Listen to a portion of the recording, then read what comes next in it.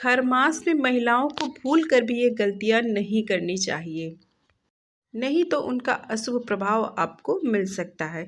इसीलिए खरमास के समय में आपको क्या करना चाहिए और क्या नहीं करना चाहिए, सारी बातें हम जानेंगे इस वीडियो में। तो Jai Siya Ram, welcome back to my channel.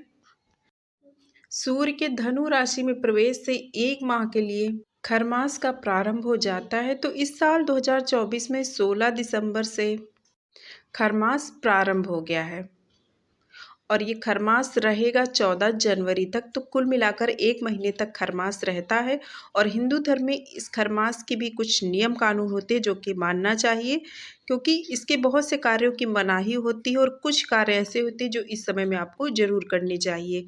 तो खर का अर्थ होता है गधा, यानी सूर्य देव के रथ से घोड़े की बजाय उनको घोड़ों को आराम करने के लिए छोड़कर उनकी जगह पर गधों को जोत दिया जाता है, जिसके चलते एक माह के लिए सूर्य देव की गति वो धीमी हो जाती।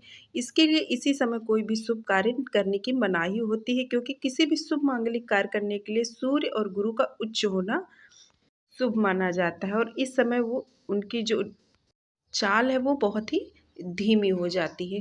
तो धनु संक्रांति के दिन सत्यनारायण की कथा का पाठ किया जाता है। तत्पश्चात देवी लक्ष्मी, शिव, ब्रह्मा जी की आरती की जाती है, यानी विधि विधान से उनकी पूजा पाठ उस दिन किया जाता है। जिस दिन खरमास का प्रारंभ हो जाता है उस दिन किसी मीठे व्यंजन से उनका भोग लगाया जाता है। तो खरमास का भी अपना एक धार्मिक महत्व होता है। इस अवधि में लोग भगवान की पूजा पाठ, दान पुण्य और साधना पर अधिक ध्यान केंद्रित कर सकते हैं, जो कि अत्यंत पुण्यदायी होता है।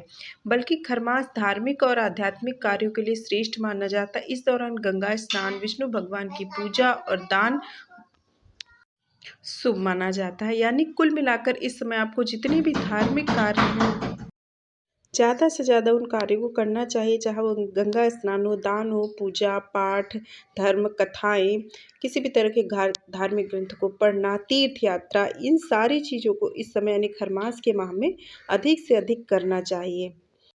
इस समय में आप रोजाना सुबह जल्दी उठें, यानी नित्य हो सके तो गंगा स्नान करें और सूर्य को जल चढ़ाएं। उसके बाद अपनी पूजा पाठ करें। अच्छे कर्म करते हुए अगर किसी की सहायता कर सकते हैं तो वो करें, दान कर सकते हैं वो ज़रूर करें, किसी की सेवा कर सकते हैं तो वो करें, कहीं तीर्थ स्थल पर यात्रा ज़रूर करें, नज़दीक है कोई धार्मिक स्थल तो वहाँ जाकर पूजा करें। खरमास में तुलसी जी की पूजा ज़रूर करनी चाहिए, रविवार और एकादशी को छोड़कर। तो इस तरीके के सभी धार्मिक कार्य आपको खरमास के समय में आपको अवश्य करने चाहिए, जो भी आप कर सकते हैं। इससे बहुत ही ज़्यादा पुण्य मिलता है और जो कि आपके लिए बहुत ही लाभकारी होता है। लेकिन कुछ कार्य ऐसे होते हैं जिनको खरमास में करने के लिए पूर्ण रूप से मनाही होती है। तो चलिए जान लेते हैं, तो इस समय आपको क्या-क्या नहीं करना चाहिए।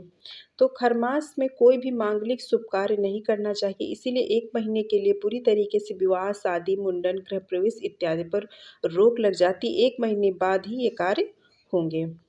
और ना ही इस समय किसी भी बेटी बहू की विदाई होती है, यानी जितने भी मांगलिक कार्य हैं वो किसी भी प्रकार के इस समय नहीं किए जाते हैं। इस समय किसी भी तरीके का तामसिक भोजन, मांस मदिरा आदि का सेवन नहीं करना चाहिए। खरमास के समय में कोई भी नया वाहन, नया मकान, भूमि, नई ज्वेलरी ये भी आपको नहीं खरीदना चाहिए। इस समय में भूलकर भी महिलाओं को कोई भी नया श्रृंगार की सामग्री नहीं खरीदनी चाहिए, ना ही कोई भी शुभ मंगल कार्य करने वाली कोई भी वस्तु आपको नहीं खरीदनी चाहिए। रोज़मर्रा में आने वाली चीज़ों के अलावा कोशिश करें इस समय आप कोई भी चीज़ ना खरीदें। और ना ही इस समय कोई भी तरीक़ा का व्यवसाय, कारोबार, व्रत आपको इस समय में खरमास में उठाना चाहिए।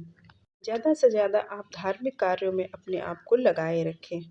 उम्मीद है जानकारी पसंद आई होगी कि खरमास के समय में आपको क्या करना चाहिए और क्या नहीं करना चाहिए। इसके अलावा और अधिक जानने के लिए आप इससे पहले वाले वीडियो को जाकर देख सकते हैं। पसंद आई होगी तो लाइक सब्सक्राइब कीजिएगा। मिलते हैं ऐसे और नेक्स्ट वीडियो में, तब तक के लिए जय श्री राम।